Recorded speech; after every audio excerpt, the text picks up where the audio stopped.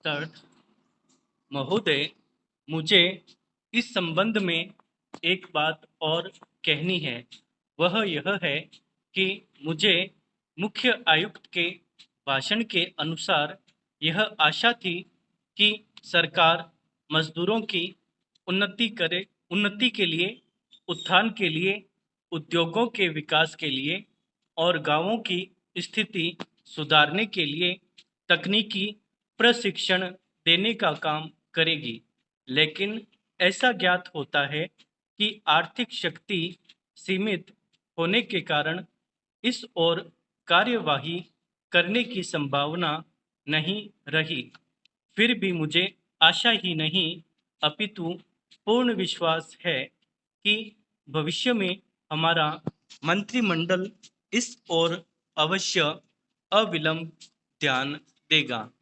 इसी प्रकार से ग्रामीणों की अब अवस्था सुधारने के लिए सरकार घरेलू उद्योग धंधों को भी बढ़ाएगी, जो अभी तक नहीं के बराबर है।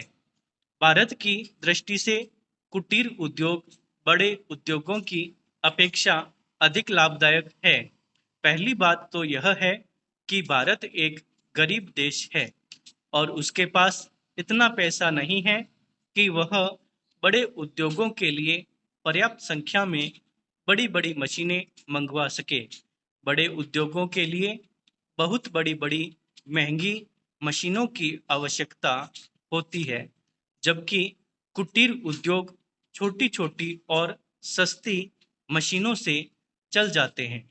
कुटीर उद्योगों के लिए न तो बहुत बड़ी-बड़ी इमारतें बनानी पड़ती है और न ही बहुत महंगी मशीनों की आवश्यकता पड़ती है। अतः ये उद्योग छोटे-छोटे गांवों में भी प्रारंभ किए जा सकते हैं। कई उद्योग तो इतनी थोड़ी पूंजी से भी शुरू किए जा सकते हैं कि उतनी पूंजी प्राय हर किसी व्यक्ति के पास होती ही है।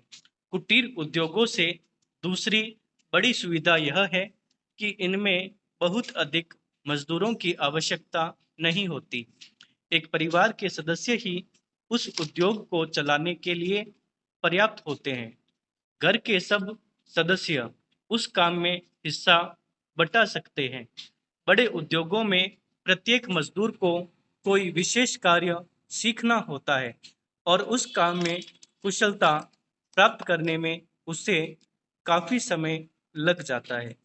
तीसरी चीज़ जो मैं आपके सामने रखना चाहूँगा, वह यह है कि जो विचार और सुझाव आपके सामने प्रस्तुत किए गए हैं, वे एक पवित्र, शुद्ध और जनता व प्रांत के हित में ध्यान में रखकर ही प्रस्तुत किए गए हैं और मुझे पूर्ण विश्वास है कि बिना किसी दलगत भावना के शिकार हुए आप उनकी जांच करेंगे और यदि वे जनहित की कसौटी पर खरे उतरे तो उन पर कार्रवाई करेंगे। महोदय, इस संबंध में दिन प्रतिदिन बढ़ने वाले भ्रष्टाचार की समाप्ति के लिए और कर्मचारियों के रवैये के संबंध में माननीय सदस्यों ने विचार प्रकट किए। मैं समझता हूँ कि इसमें कोई समझदार व्यक्ति इनकार नहीं करेगा कि भ्रष्टाचार को प्रोत्साहन नहीं देना चाहिए। अतः इस ओर विशेष ध्यान देने की आवश्यकता है। भ्रष्टाचार को समाप्त करने के लिए जो कठिनाइयाँ सरकार के समक्ष हैं, उन पर शीघ्र ही कदम उठाए जाने चाहिए। यदि सख्ती भी बरतनी पड़े तो चिंता नहीं, हमें ऐसे कदम उठाने ही हैं। मैं यह जानता हूँ कि बहुत से लोग, जिनमें कुछ हमारे साथी भी हैं, इसकी कुछ बातों का विरोध करते हैं, परंतु यदि हम देश की उन्नति चाहते हैं, यदि हम देश को आगे बढ़ाना चाहते हैं और विशेषकर यदि आप समाजवादी ढांचे के आधार पर, जिसको कि कांग्रेस ने देश के लिए निश्चित किया है, इस देश की व्यवस्था करना चाहते हैं, तो हमारे लिए आवश्यक है कि हम इस तरह से कदम उठाएं कि जिससे लोगों को अपनी जीविका सुंदर ढंग से कमाने के लिए साधन जुट जाएं। वास्तव में यह सरकार जिसने यह साहसपूर्ण कार्य किया है, इस कार्य के लिए सबसे अधिक बधाई की पात्र है।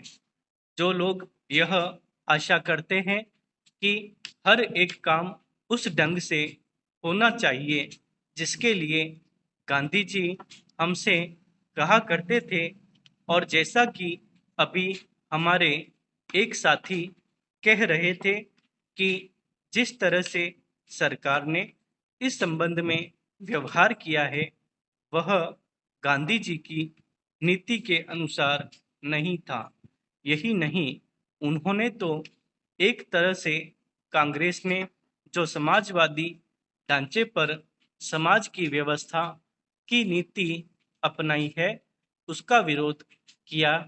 और मेरी समझ में उनकी बात नहीं आती कि एक तरफ तो वह कांग्रेस के अंदर हैं और दूसरी ओर कांग्रेस द्वारा स्वीकार की हुई नीति का इस प्रकार से विरोध करते हैं।